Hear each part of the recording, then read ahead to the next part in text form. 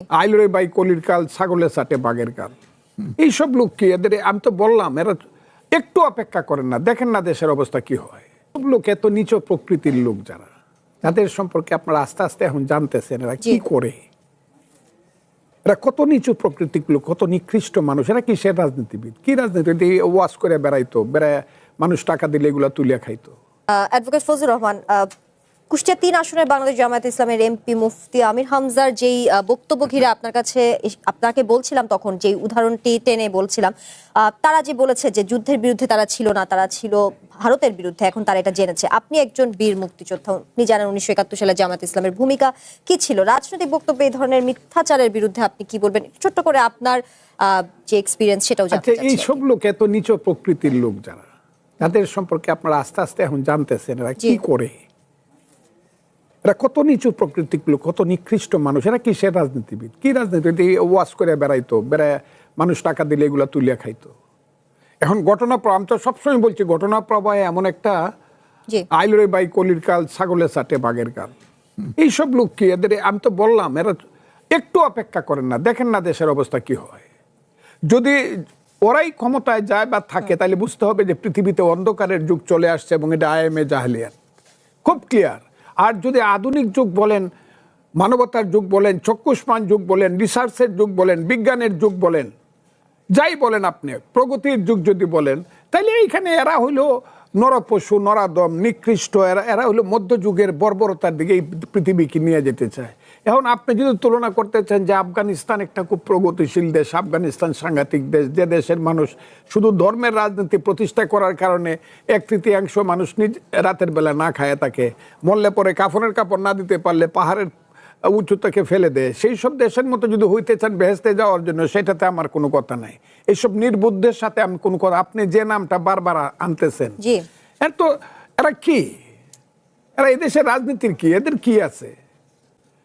আমি তো বললাম যে ইউনূস সরকার যদি না আসতো এবং এই মিটিকুলাস ডিজাইন যদি না হইতো, তাহলে আর ইলেকশনে কি আসবে? আজকে যদি মধ্যবর্তী স্থানে মুক্তিযুদ্ধের পক্ষের হোক বা প্রগতির পক্ষের হোক একটা রাজনৈতিক দল ইলেকশন করতে পারতো বা যদি দিত, তাহলে কি এরা সেকেন্ড পার্টি হইতো? এরা তো 10টা সিট পায়ে বসে থাকতে হইতো।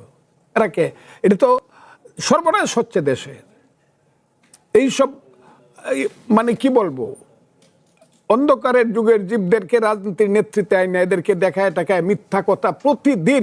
এত অসত্য মিথ্যা কথা পৃথিবীতে কোন রাজনৈতিক দলের নেতা কর্মী বলতে পারে? এই যে আমি আজকে কথা বলতেছি, আপনি ইউটিউব খুললে দেখবেন আমার 14 পুরুষকে কত গালি দেয়, যেগুলো সহ্য করার মতো না। তারপর আমি সহ্য করে বসে থেকে এই কারণে যে না, আমাকে লড়াইটা করেই যেতে হবে এইসব বর্বরদের বিরুদ্ধে।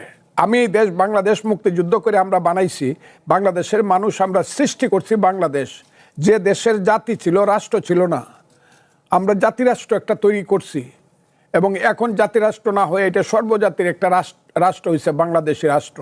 সেই রাষ্ট্রটাকে আমরা বর্বরদের হাতে, মধ্যযুগীয় বর্বর এবং স্বাধীনতা বিরোধী শক্তি যারা এক সময় আমার দেশকে আগুনে পুড়ে ছারখার করে দিয়েছে, যারা আমার দেশের সমস্ত বুদ্ধিজীবীদেরকে হত্যা করার জন্য প্রায় শত শত বুদ্ধিজীবীদেরকে হত্যা করেছে, এদের কথা বারবার জিজ্ঞাসা করলে এই জিনিসটা থাকবে না, এটা আসবে। আমি আপনাকে বলি, 1400 বছর আগে, এটা বোধহয় 680 খ্রিস্টাব্দে আমাদের দিনের নবী হযরত মুহাম্মদ সাল্লাল্লাহু আলাইহি সাল্লামের ছোট নাতি ইমাম হুসেনকে হত্যা করেছিল ইয়াজিদ, মাবিয়ার ছেলে।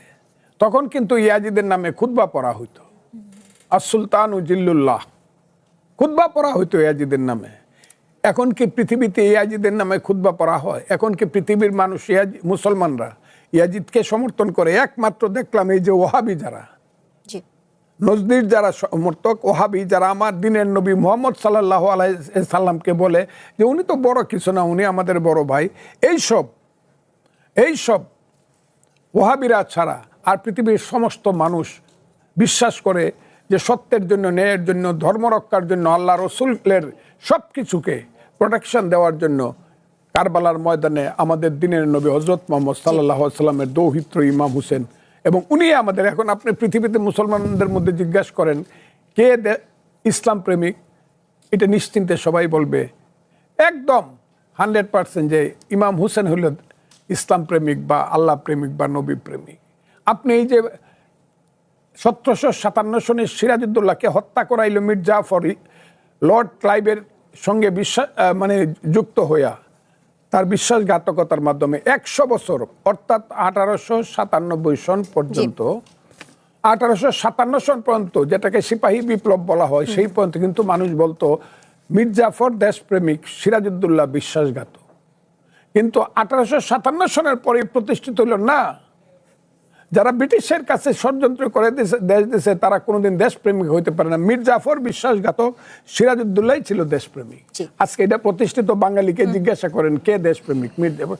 এবং এটা প্রতিষ্ঠিত হবে যে এই শক্তি, স্বাধীনতার শক্তি, যারা 71 যুদ্ধ করছে তারাই দেশপ্রেমিক, মহাপ্রেমিক, আর যারা স্বাধীনতার বিরুদ্ধে ছিল তারাই হলো মীর জাফরের সন্তান, এবং তাদেরই প্রতিনিধি আজকে জামাতে ইসলাম।